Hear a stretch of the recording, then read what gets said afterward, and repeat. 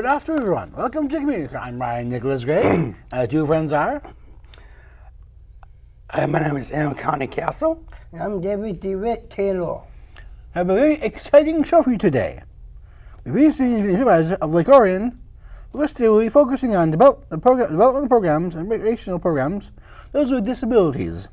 So, would you please welcome Mr. Chris Barnett? Chris, welcome to our show, my friend. Welcome. Gentlemen, thank you for having me. I feel very honored to be here. You're welcome. So, Chris, please tell us about yourself growing up in Michigan. And did you grow up in Lake Orion, Michigan? Well, first of all, again, thanks for having me. Sure. It's an honor. I think I'm on show 136. Is that right? Yes, you are. That's my new lucky number. So I did not grow up in Lake Orion, Michigan. You did not? I did not. No, I actually grew up in West Bloomfield, which is not far from here. Where my mom grew up. Is it? Your mom grew up in West Bloomfield? Yeah. Okay. Mm-hmm. So you know where that's at. So I grew up in West Bloomfield, and then my father was a firefighter in West Bloomfield, and he passed away at a young age of 39. I was 14. Ooh. And at that point, our family moved to Rochester Hills. So we moved to Rochester Hills and lived there through the rest of my high school, college years, and then when I started my family, I moved out to Orion Township in 1999. I've been here ever since. So I love it here. So how did you come involved with those? How did you come involved with the township and eventually run for office? So that's a great question. I have 3 daughters. They're older now. My youngest just went to college, which is kind of sad, but I have 3 daughters that are 23, 20, and 18. And I was working a very busy career. I was in sales, and I traveled all around the Midwest, around Ohio and Indiana and Wisconsin and Michigan, selling products in the food industry. And I was gone all the time, so I was missing a lot of activities at home and with my girls. And so a friend of mine, who was a supervisor at the time, Matt Gibb, our kids played soccer together, and we were up at a tournament in Petoskey, Michigan, and he said, you know, I'm thinking about taking another job. Have you ever thought about running for supervisor? And I never thought about it at that time. And so he talked to me a little bit that weekend about what the job entailed, and I loved the community. I was starting to get more involved. I was on the planning commission. It's the group that kind of approves the projects that happen in the township.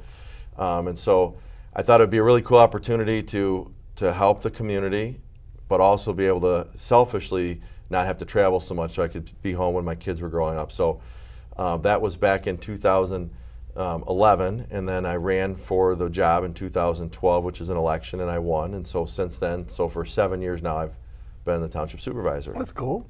Yeah. So explain to us about the projects you are undertaking in the community. Yeah, so supervisor is an interesting job.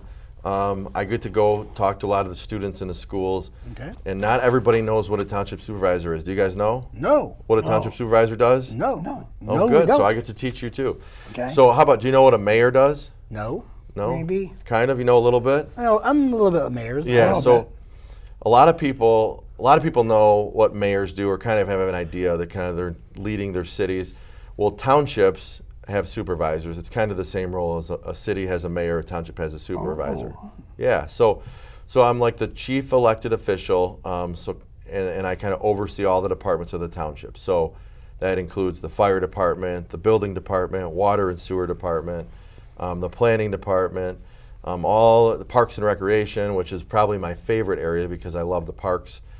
So that's my role. I'm the supervisor. Some of the projects we oversee are park projects. We're building lots of safety paths. You know, it's important for our residents and for people to live here to be able to get places on the sidewalks and things like that. So that's something we spend a lot of time and effort on. And then roads. Roads are a big issue. I'm sure you guys love the roads around here, right? No, we don't. I know, no one does.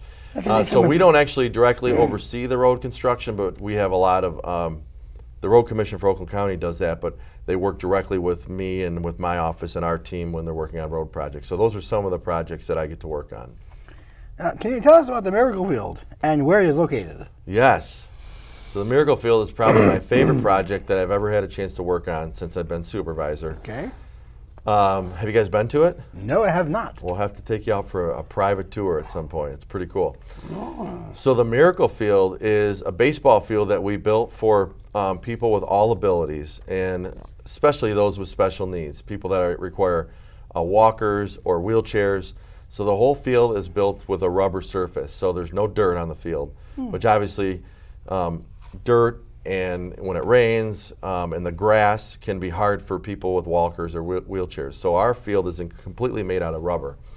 And the reason for that is so that people with all needs and abilities can play baseball. So there's people that are in wheelchairs. I'm sure you guys have friends in wheelchairs or people that use walkers that have never had the chance to play baseball. So what it does for us is gives those people an opportunity to play baseball, and it's really remarkable. One of the cool things is we have like the coolest sound system in the whole township is out there at this field. So when the players walk up to the plate, they get to hear their favorite their song. They get to pick their songs. They get to hear their name over the speakers. And a lot of these people, a lot of these kids and adults haven't ever had that opportunity. Haven't got a chance to play a sport, and certainly haven't had the chance to, feel like they're in the World Series. So that's what makes the project and makes it feel really special. Are there any leagues? Are there any leagues forming in this field? Yeah. So yes, we have our first league starts this Saturday actually. So there's a league that's starting. We're starting smaller. We have 30 players to start. I think we maybe have a couple more, so about 32. We're just going to have 2 teams, but they're going to play for 6 weeks starting this Saturday. Every Saturday for 6 weeks they play at noon. So we're hopeful we're going to grow that into 8 teams and other. In Southfield, there's another Miracle League field. They have a competitive league. So, some of the kids just want to have the chance to play, and they have a buddy that plays with them. Okay. Some of the kids, once they play for a little while with a buddy and learn the game, they actually want to try just doing it on their own. Even people in wheelchairs, people with walkers. So then they have the next level. It's a competitive league, which is really cool. So we're going to grow it, but right now we're starting with 2 teams, and they start next Saturday. This Saturday. Okay. Cool. Aaron, have any questions, Aaron? Yeah. Sounds like fun.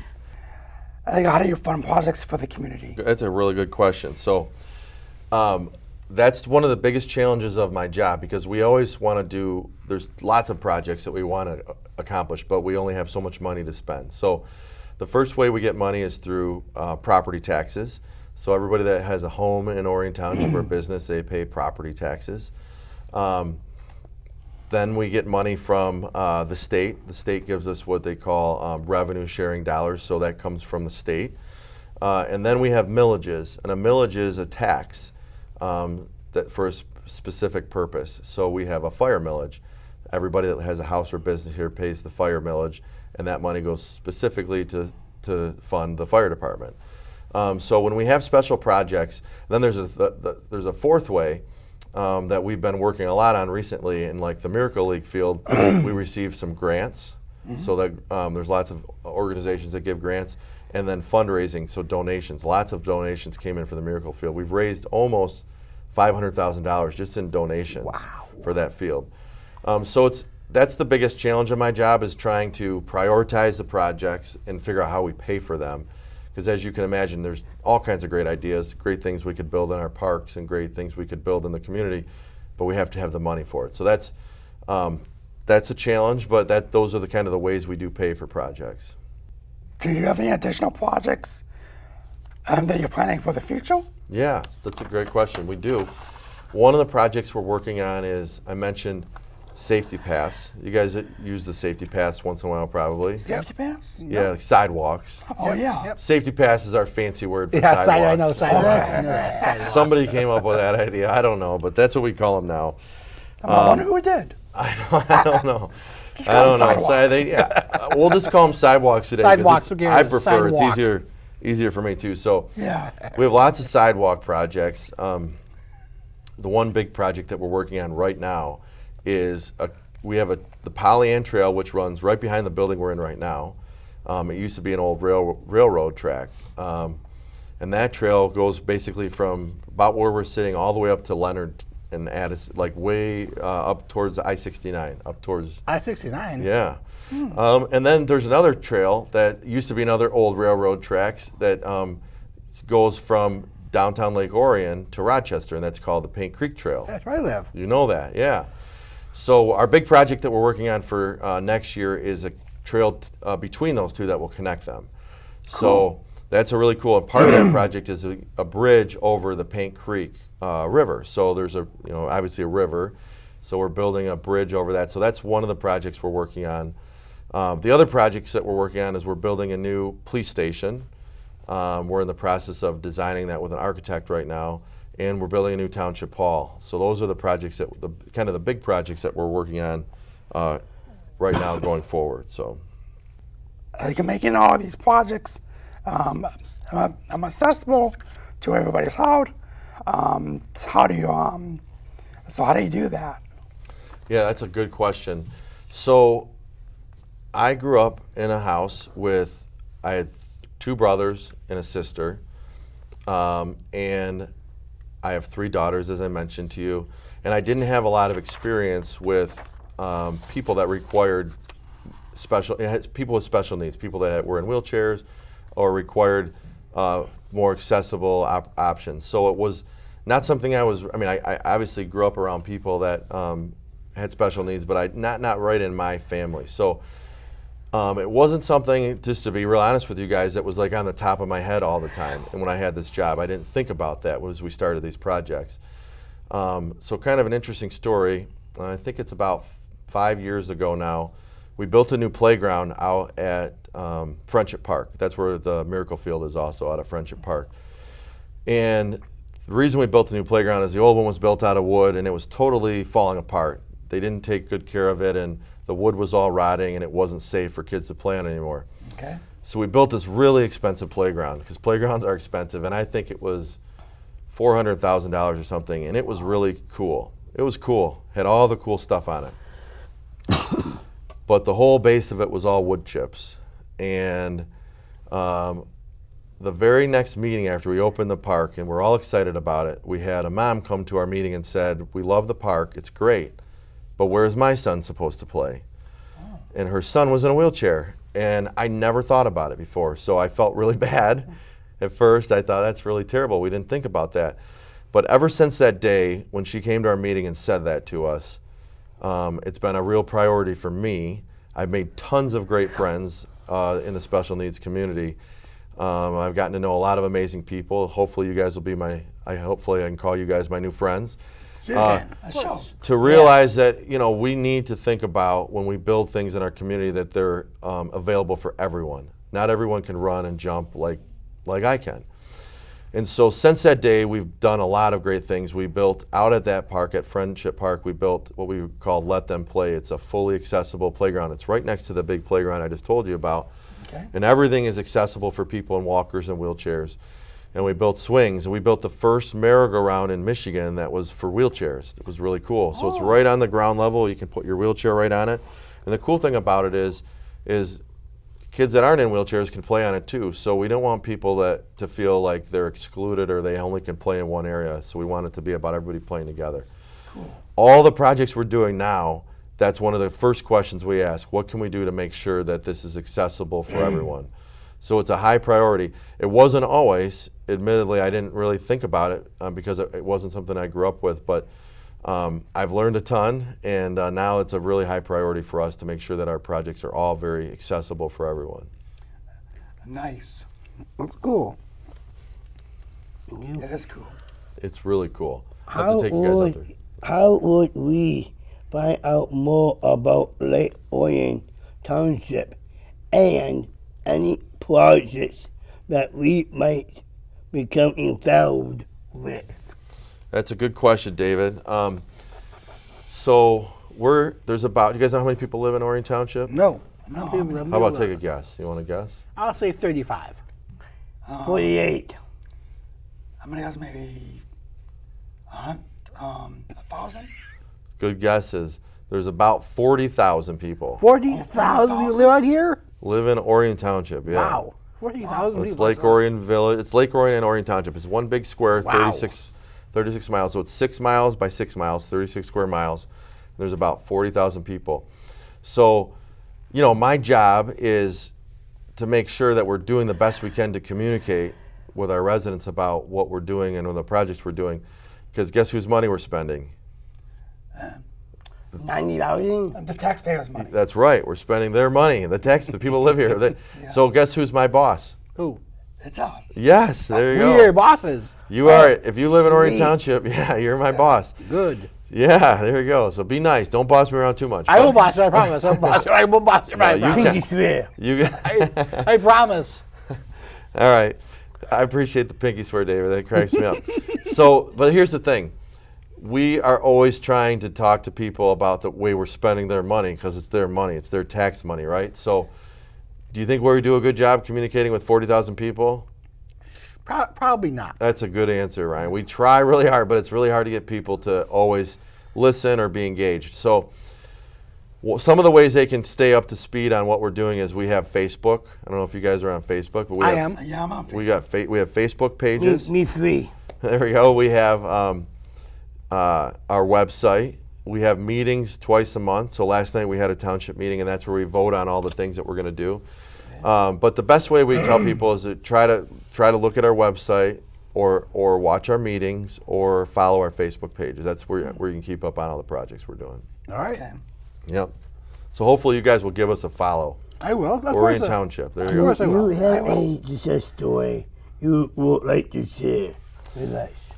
Yeah, so I think I want to talk about the Miracle Field because it's such Sure. a fun project. Is that okay? Sure. Yeah. Sure, please. So we didn't have money in our budget for this project. So it was an idea that the lady I mentioned that came to our meeting that asked about her son, her name is Christy Shones. And she has a son, Xander, who is in a wheelchair and has severe disabilities. He can't even speak. So we became great friends, and we built some of these things in the parks that I told you about, the merry-go-round for wheelchairs and some other stuff at the playground. And she said we should build a baseball field because her son Ozzy plays baseball, but Xander doesn't get to.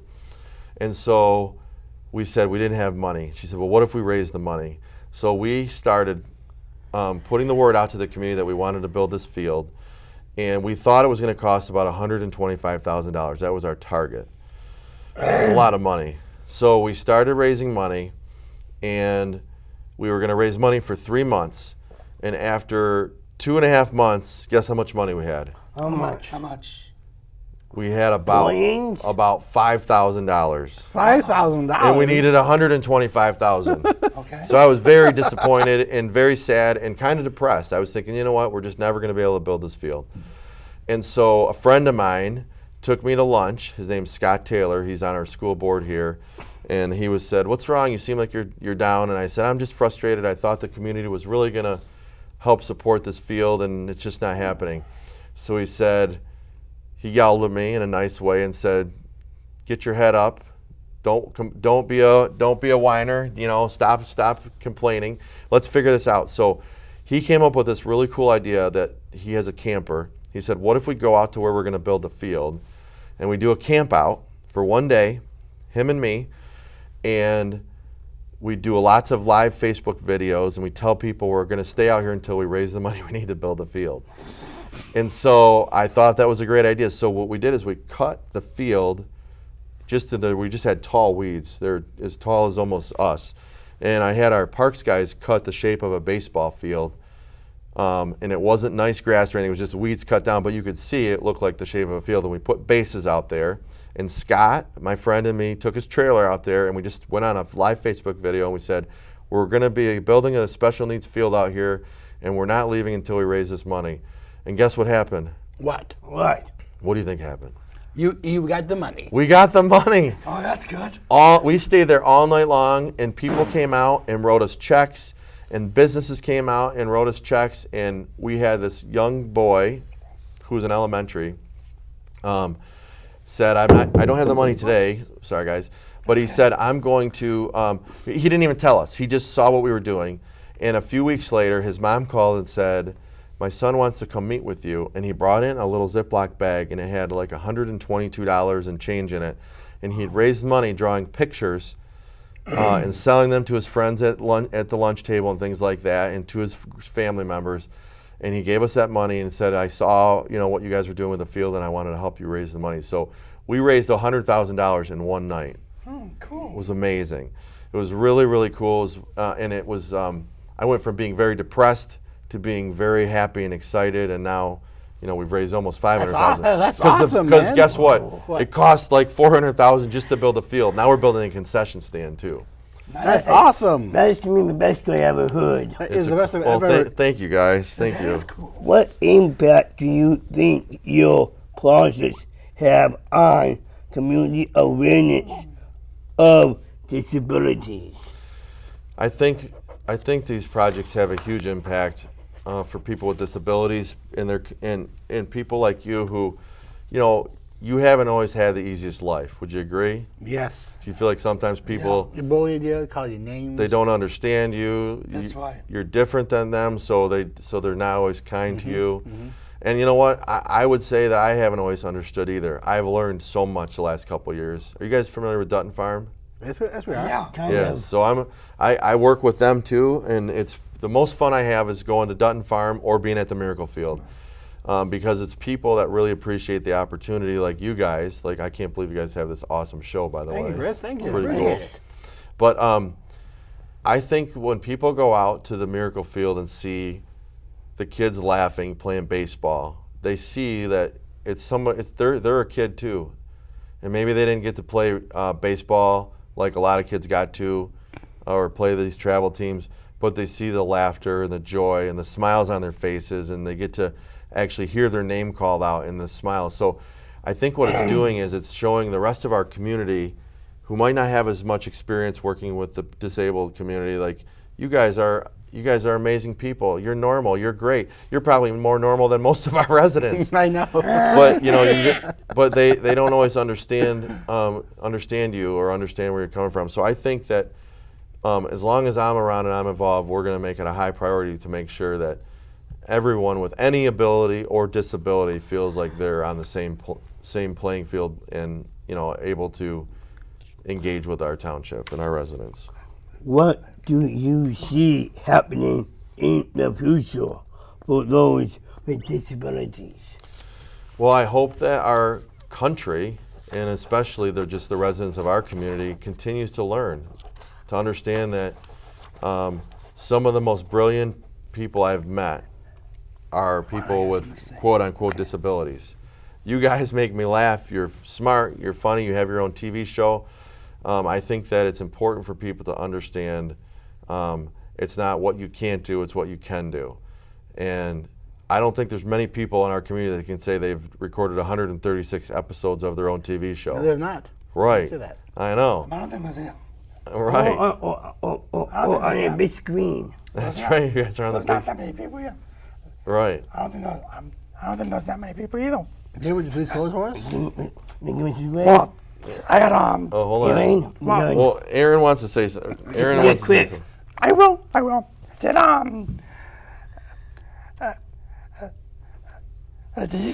did you say that you have a connection with Denham Farms? I do. Yeah. And how is that?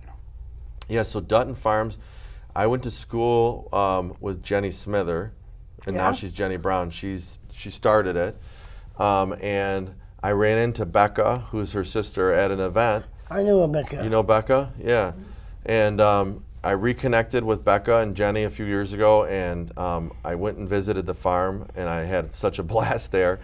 And she asked me if I'd be on the board, so I'm on their board. So we do lots of things with the farmers, with the farm, to try to help them grow their business, help them become more accepted in the community.